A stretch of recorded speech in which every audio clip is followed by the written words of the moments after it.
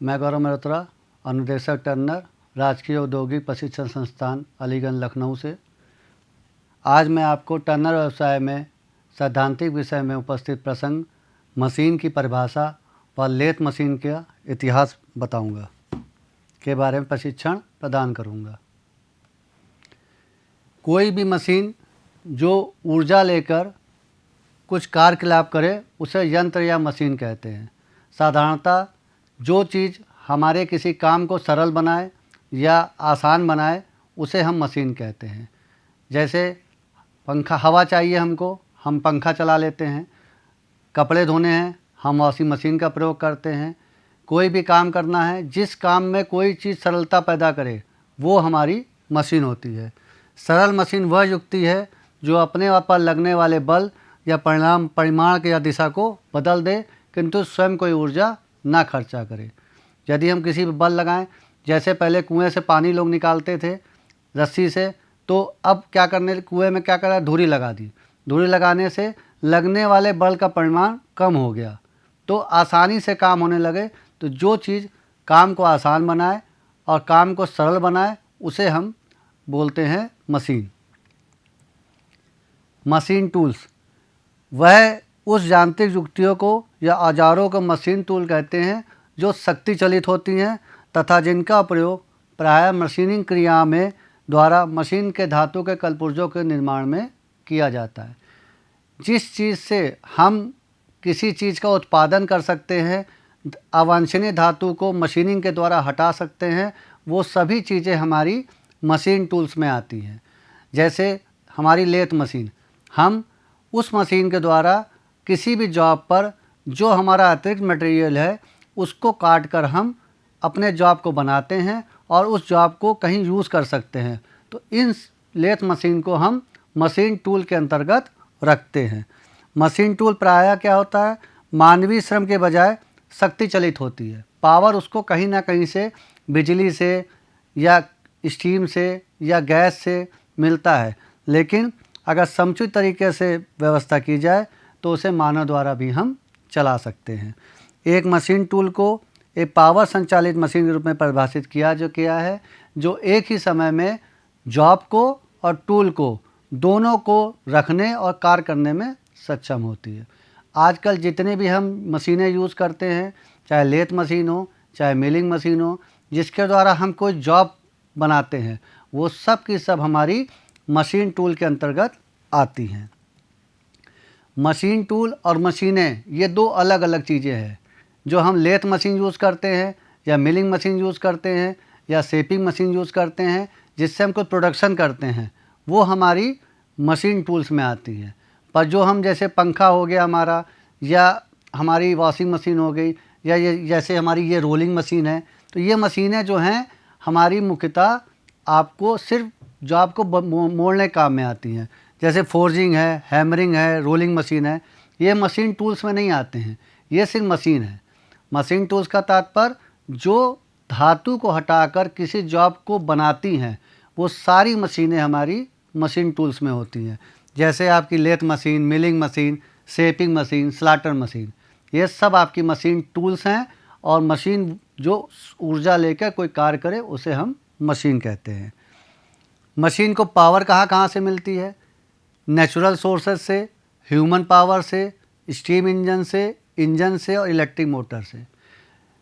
Natural sources का क्या तात्पर्य? जैसे पेट्रोल हो गया, गैस हो गई, आपकी खनिज हो गया, कोयला हो गया, ये नेचुरल सोर्सेज है। इनसे किसी भी मशीन को आप पावर देंगे तो वो वर्क करेगी। जैसे कि इसमें देखिए स्टीम से दिया जा रहा है, ये सब आपका नेचुरल में आ गया। ह्यूमन पावर, मानव चलित जितनी मशीनें हैं वे ह्यूमन पावर में आती हैं।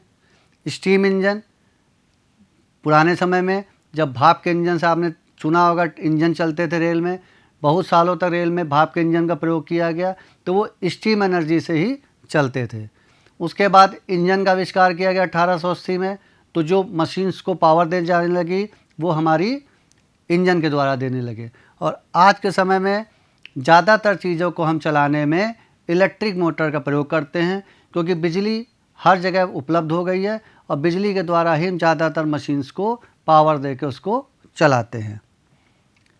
मशीन टूल्स के कार मशीन टूल्स क्या क्या काम करती, जो मशीनें जॉब को बनाने का काम करती हैं उनका क्या मेन काम होता है। सबसे पहले जो जॉब उनको में बनाना है उसको पकड़ना और सहारा देना। अगर लंबा जॉब है उसको सहारा देने का काम भी मशीन टूल्स का है, और यदि वो वर्क पीस आपको बनाना है तो वो बन भी जाए उस पर। दूसरा, जिस टूल से उसको बनाना है उसको पकड़ने का काम और उसको चलाने का काम, ये भी मशीन टूल्स का ही काम होता है। वर्क पीस को और टूल को अपेक्षित गति देना, जॉब को भी घुमा, जैसे हमारी लेथ मशीन है, इसमें हमारा जॉब भी घूमता है और हमारा टूल भी मूवमेंट करता है। ये दोनों को नियोजित करना भी मशीन टूल्स का काम है। उपकरण की गति को और टूल को फीड को रेगुलेट करना, विनियमित करना। जैसी हमको स्पीड चाहिए, कम चाहिए, मशीन की स्पीड कम हो जाए, टूल तेज़ चले टूल तेज़ हो जाए, जॉब धीमे घूमे तो धीमा हो जाए। तो मशीन की स्पीड को, जॉब की स्पीड को और टूल की गति को रेगुलेट करना भी मशीन टूल्स का काम होता है। अलग अलग ऑपरेशन के अनुसार जो भी उसके अटैचमेंट हैं वो उसको सही से मशीन पर लग जाए। हर मशीन के साथ उसके अटैचमेंट मिलते हैं जो समय समय पर अपने काम के अनुसार लगाने पड़ते हैं। तो जब वो अटैचमेंट लगाए जाएं तो वो आसानी से लग जाएं और काम भी कर सकें। जॉब और टूल से संबंधित उपकरणों को पकड़ने के लिए हर मशीन में अलग अलग अटैचमेंट दिए जाते हैं। उनको सही प्रकार से पकड़ने का काम होल्डिंग डिवाइस भी हम लोग प्रयोग करते हैं। और एक कार्यशाला में आमतौर पे विभिन्न आकृतियों के निर्माण और सतह के फिनिशिंग के लिए एक मशीन टूल का उपयोग किया जाता है। कितने प्रकार की मशीन टूल्स होते हैं? मशीन टूल का वर्गीकरण 3 प्रकार से किया गया है। पहला प्रकार है सरफेस जनरेशन के हिसाब से। उसकी सरफेस कैसी है, जिसकी सिलेंड्रिकल सरफेस है, और दूसरी है फ्लैट सरफेस। सिलेंड्रिकल सरफेस के हिसाब से मशीन टूल होती है लेथ मशीन, कैपेसिटर, टरेट। इसमें सरफेस की जॉब की गोल ही बनती है। जो भी आप जॉब बनाओगे वो ज़्यादातर गोल आकृति के ही बनेंगे, चाहे वो लेथ हो, चाहे टरेट हो, चाहे कैपेसिटर हो, और भी ऐसी बहुत सी मशीनें जिस पर जॉब गोल बन सकता है। दूसरा है फ्लैट सरफेस की मशीन है। इसमें ज़्यादातर हम फ्लैट जॉब प्रयोग करते हैं। मिलिंग मशीन, शेपिंग मशीन और प्लेनिंग मशीन। दूसरा क्लासिफिकेशन है पर्पस के हिसाब से। पर्पस क्या है उसका, हमारा सिंगल पर्पस के लिए यूज़ कर रहे हैं, एक ही काम करना है, सिंगल पर्पस हो गया। मल्टीपर्पस, एक से ज़्यादा आपको प्रोडक्शन काम को करना है, एक से ज़्यादा प्रयोग में आप उसको लेना चाहते हैं, एक ही मशीन पर आप एक से ज़्यादा मशीनों का काम लेना चाहते हैं। स्पेशल पर्पस, किसी एक स्पेशल कंपोनेंट को बनाने के लिए आपको मशीन को लेना है, तो उस मशीन में विशेष प्रकार के अटैचमेंट होंगे जो आपके उस प्रोडक्ट को आसानी से बना दें। ट्रांसफ़र मशीन का भी प्रयोग क्लासिफिकेशन है। और लास्ट में है न्यूमेरिकल कंट्रोल या कंप्यूटर न्यूमेरिकल कंट्रोल मशीन। आजकल सबसे ज़्यादा इसी का प्रयोग होता है। ये मशीनें कंप्यूटर के द्वारा चलती हैं, जो भी आप ड्राइंग्स में डालते हैं वो आसानी से बन जाती है। तीसरा है classification based upon the chip size. जो उसमें से चिप निकलता है उसके साइज़ के अनुसार से हम 2 प्रकार की मशीनों को बांटते हैं। पहला है machine tool using cutting tools. जिन जिन मशीनों में जॉब को काटने के लिए कटिंग टूल का प्रयोग किया जाता है, जैसे लेथ, मिलिंग, प्लेनर, सॉर्टर, इसमें मोटे चिप्स निकलते हैं, बिल्कुल बुरादा नहीं निकलेगा, मोटे चिप्स निकलेंगे, तो वो कहलाएगी machine tool using cutting tools वाली मशीन है। और दूसरी होती है मशीन टूल यूजिंग एब्रेसिव, जैसे होनिंग और लैपिंग। इसमें कण नहीं निकलते, पॉलिशिंग का काम होगा, बहुत हल्का बुरादा निकलेगा। तो ये जो मशीनें होती हैं चिप के अनुसार 2 प्रकार की हो गई, एक कटिंग टूल्स यूज़ करने वाली मोटे चिप्स के लिए, और एक बुरादा निकालने वाली आपकी मशीन टूल्स। मशीन टूल का डिज़ाइन किया जाता है। किसी भी मशीन टूल्स को जब बनाया जाता है तो किन किन बातों का ध्यान रखा जाता है कि वो मशीन जो भी बनाई जा रही है वो काम में आए। तो उसके डिज़ाइन में कौन कौन सी चीज़ें ध्यान रखी जाती हैं? पहली, वो सुरक्षित होनी चाहिए और संचालित करने में आसान होनी चाहिए। ऐसा ना हो कि जब उस पर काम करे तो किसी वर्कर को कोई नुकसान हो जाए और चलाने में बहुत टिपिकल हो। तो मशीन हमेशा सुरक्षित और संचालन में आसान वाली होनी चाहिए। दूसरा, एक्यूरेट होनी चाहिए। यदि मशीन एक्यूरेट नहीं होगी तो उस पर जितना भी आप प्रोडक्शन करोगे तो प्रोडक्शन भी ख़राब हो सकता है, इसलिए उसकी एक्यूरेसी होना बहुत ज़रूरी है। प्रोडक्शन क्षमता, उसकी कैपेसिटी अच्छी होनी चाहिए, ज़्यादा से ज़्यादा प्रोडक्शन करने में सक्षम हो, अधिक से अधिक माल को बना सके, तभी वो मशीन टूल अच्छा माना जाता है। उसकी ऑपरेशनल कॉस्ट कम होनी चाहिए, उसको यूज़ करते समय ऐसा ना हो कि इसका मेंटेनेंस इतना हैवी हो कि ख़रीदने से ज़्यादा आदमी का उसकी ऑपरेशन कॉस्ट में पैसा लग जाए, तो इस बात का भी ध्यान रखा जाता है। नियंत्रण कंट्रोल बिंदु जो हैं उसके वो सुविधाजनक स्थान पे, जहाँ से मशीन को कंट्रोल करना है वो पॉइंट ऐसी जगह होने चाहिए कि वर्कर आसानी से उन तक पहुँच जाए। ऐसा ना हो कि मशीन पे काम कहीं कर रहा है, बटन कहीं और लगे हैं। तो जहाँ से भी वर्कर काम करे उसके कंट्रोल बिंदु, जो भी मशीन है यूज़ कर रहा है, उसके कंट्रोल बिंदु बिल्कुल सही जगह पे होने चाहिए। उस पर जॉब आसानी से लोड और क्लैंप हो जाना चाहिए। जो भी जॉब आप बांध रहे हैं उस पर, जो भी आपका जॉब उसमें बांधने के लिए आपको मिले, वो आसानी से उस पर लोड हो जाए और क्लैंप हो जाए, जिससे काम आसान हो जाता है। तो किसी भी मशीन की डिज़ाइन करते वक्त हमको इन सभी बातों का ध्यान रखना चाहिए। किसी चीज़ का उत्पादन करना है तो हमें कौन सी मशीन कैसे चुननी चाहिए, उसके लिए कौन कौन सी बातों का ध्यान रखना चाहिए, उसके बारे में देखेंगे। सबसे पहले जो उत्पाद हमको बनाना है उसकी आकृति क्या है और माप क्या है। एक साइज़ की बहुत सी मशीनें आती हैं, एक ही जैसी मशीन टूल्स आते हैं, तो कौन सी मशीन उस काम में अच्छी होगी, कौन सी ख़राब होगी, उसको देखते हुए हमको इस चीज़ का ध्यान रखना जाता है। कितना मटेरियल हटाना है, कम हटाना है तो हम हल्की मशीन का भी यूज़ कर सकते हैं। हमको हैवी मटेरियल रिमूव करना है तो हमको हैवी ड्यूटी मशीन चाहिए। अगर हम हैवी मटेरियल में लाइट ड्यूटी की मशीन यूज़ कर लेंगे तो मशीन बहुत जल्दी ख़राब हो सकती है। ऑपरेशन का प्रकार, कौन से ऑपरेशन करने हैं, इंटरनल करना है, एक्सटर्नल करना है, बोरिंग करनी है, ड्रिलिंग का काम करना है, थ्रेडिंग करनी है, तो ऑपरेशन के अनुसार ही मशीन का चयन करना चाहिए। आवश्यक पुर्जे की संख्या, कितना प्रोडक्शन करना है। अगर हमें ज़्यादा प्रोडक्शन करना है तो हम ऐसी मशीन का प्रयोग करें जो कैपेबल हो ज़्यादा प्रोडक्शन करने में। अगर हम कम प्रोडक्शन वाली मशीन का यूज़ कर लेंगे तो वो जब आप उससे हैवी काम लेना चाहेंगे तो मशीन ख़राब हो जाएगी और प्रोडक्शन आपका रुक सकता है। किस प्रकार के मटेरियल पे काम करना है, हार्ड मटेरियल है, भारी मटेरियल है तो मजबूत मशीन चाहिए, सॉफ्ट मटेरियल है, प्लास्टिक है, फाइबर है, तो इन सब के लिए आप नॉर्मल ड्यूटी के लिए लाइट ड्यूटी मशीन भी यूज़ कर सकते हैं। कितनी एक्यूरेसी की आवश्यकता है, मानक शुद्धता की कितनी आवश्यकता है। अगर आपको एक्यूरेट मशीन चाहिए तो आप मशीन को अच्छी मशीन का चुनाव करेंगे तो एक्यूरेट जॉब बनाने में आपकी मदद करेगी। अब मशीन के बाद लेथ का परिचय। हर एक वर्कशॉप में मशीनों में सबसे इम्पॉर्टेंट मशीन हमारी लेथ मशीन होती है। लेथ मशीन का प्रयोग लकड़ी या मेटल पार्ट की मशीन में किया जाता है। लेथ में वर्कपीस को टूल के विपरीत दिशा में घुमाकर हम टर्न करते हैं। इसका प्रयोग विभिन्न प्रकार के ऑपरेशनों में होता है। लेथ मशीन पर facing, turning, knurling, taper cutting, threading, gear cutting, ऐसे बहुत से ऑपरेशन हैं जो हम एक लेथ मशीन पे करते हैं। लेथ मशीन वर्कशॉप में काम करने वाली एक साधारणतः मशीन है जो हर वर्कशॉप में प्रयोग होती है और इसके द्वारा हम ज़्यादातर गोल बनाने वाले जॉबों का काम करते हैं। तो मनुष्य ने सबसे पहले गोल चीज़ बनाने के लिए जिस मशीन का आविष्कार किया उसे लेथ मशीन कहते हैं और ये मशीन स्वयं भी अपने सारे पार्ट्स का प्रोडक्शन कर लेती है, इसीलिए इसे मशीनों की जननी भी कहते हैं। सबसे पहले इसी मशीन का आविष्कार हुआ और इसलिए इसको लेथ को मशीनों की जननी भी कहा जाता है। हम इसके इतिहास के बारे में जानकारी करते हैं। लेथ मशीन का इतिहास बहुत पुराना है। बहुत साल पहले से लोग इसके बारे में जानते थे कि किस प्रकार से किसी चीज़ को गोल किया जा सकता है। 1300 ईस्वी में मिस्र में लोग इसके बारे में पहले से जानकारी रखते थे। वो लोग इसके बारे में पहले से जानकारी उनके पास थी। सीरिया और ग्रीस के लोग भी पहले से इसको जानते थे कि इसको कैसे प्रयोग करेंगे।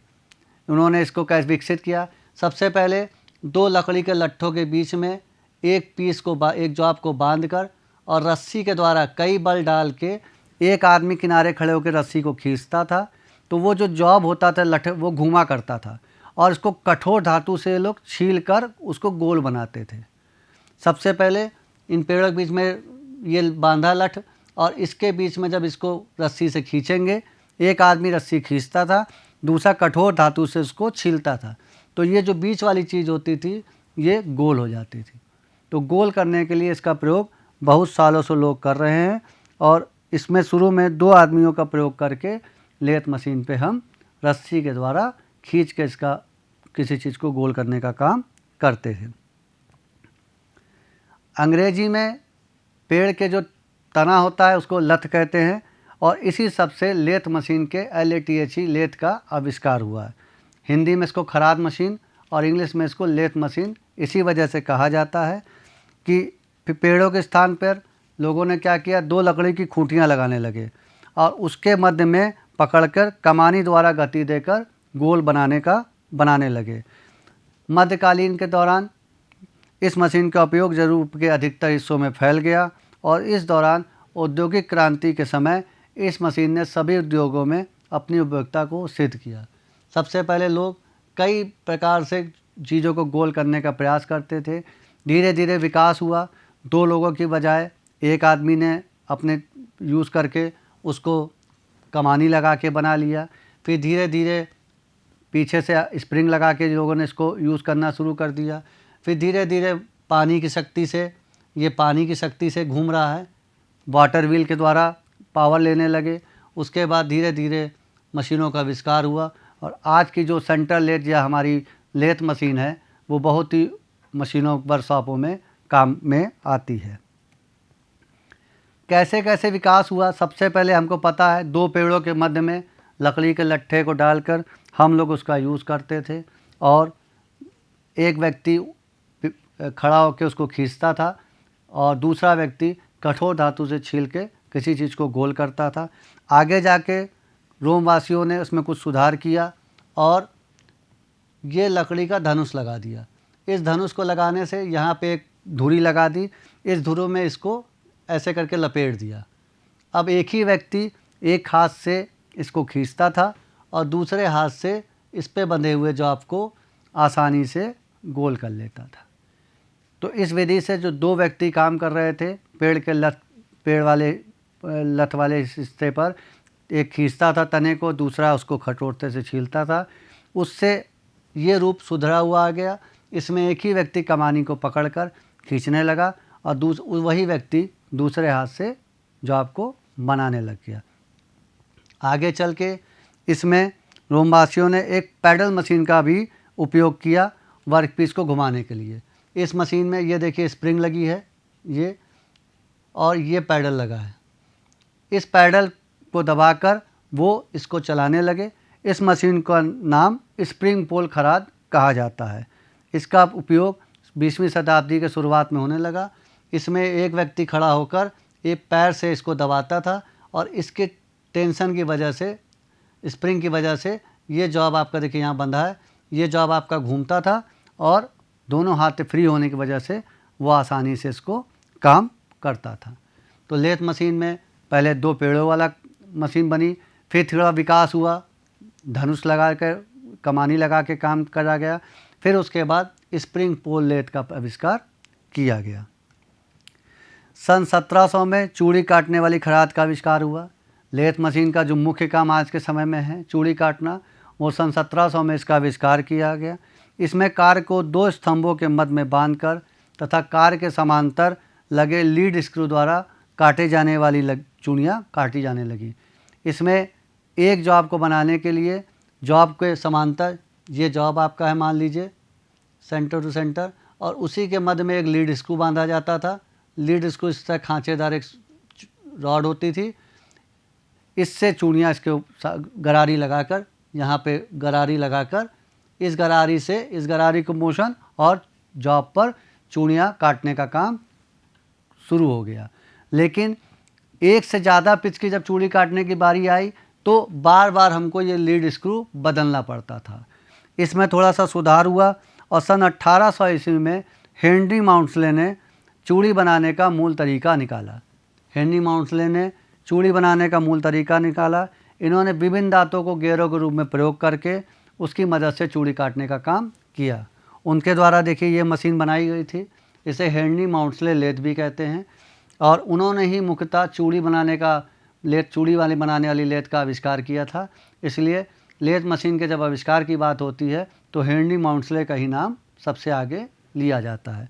इस मशीन में देखिए गियर लगाकर अलग अलग पिच की चूड़ी काटने का व्यवस्था उन्होंने बनाई और बार बार लीड स्क्रू बदलने की जो दिक्कतें थीं उसको इन्होंने दूर किया। सन 1772 में एक घोड़ा चलित बोरिंग मशीन लगाई गई, क्योंकि तोपें बनाने का काम उस समय होता था। तोप अंदर से खोखली होती है और लंबी होती है, गोल होती है, तो उसको बनाने के लिए एक बोरिंग मशीन बनाई गई, जिसका प्रयोग तोपों को बनाने में किया जाने लगा। औद्योगिक क्रांति के दौरान स्टीम इंजन और वाटर व्हील को लेथ से अटैच किया गया। वाटर व्हील की ताकत से, ये देखिए, वाटर व्हील की ताकत से, पानी की सहायता से ये तोप के अंदर टूल डाल के उसके अंदर बोरिंग की जा रही है। तो जब ज़रूरत पड़ी आदमी को तो उसने उसमें उतना सुधार किया और वाटर व्हील और स्टीम इंजन की सहायता से अधिक स्पीड में वर्कपीस को घुमाने की सुविधा प्राप्त हो गई हमको, और कार को हमने तेज़ी से और आसानी से प्रोडक्शन को बढ़ाने का जो है उन्होंने प्रयास किया। आज माउंटस्ले लेथ के बहुत साल बाद भी आधुनिक खराद मशीन हर कार्यशाला में आपको मिलेगी। आज के आधुनिक समय में लेथ मशीन में बहुत सुधार हुआ है। अब ज़्यादातर जगह पर हम न्यूमेरिकल कंट्रोल या कंप्यूटर न्यूमेरिकल CNC मशीन का प्रयोग करते हैं।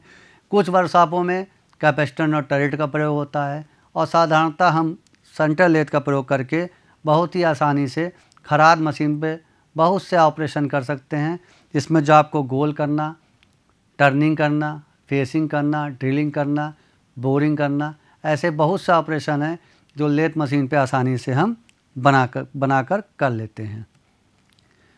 लेथ मशीन की उपयोगिता और कार्यक्षमता के आधार पर लेथ मशीन को किन भागों में बांटा गया, इसके बारे में जानते हैं। 4 मुख्यतः भाग हैं: light duty, medium duty, heavy duty या ऑल गियर टाइप की। लाइट ड्यूटी लेथ मशीन साधारण कामों में प्रयोग की जाती है।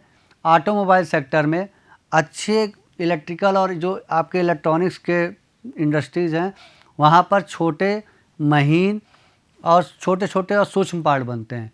उन जगहों पर बड़ी हैवी मशीन अगर हम लगा देंगे तो नहीं प्रोडक्शन हो पाएगा, तो वहाँ पर छोटी छोटी लाइट ड्यूटी मशीनों का प्रयोग किया जाता है, जिससे बहुत ही छोटे छोटे आसानी से जॉब हमारे बन जाते हैं।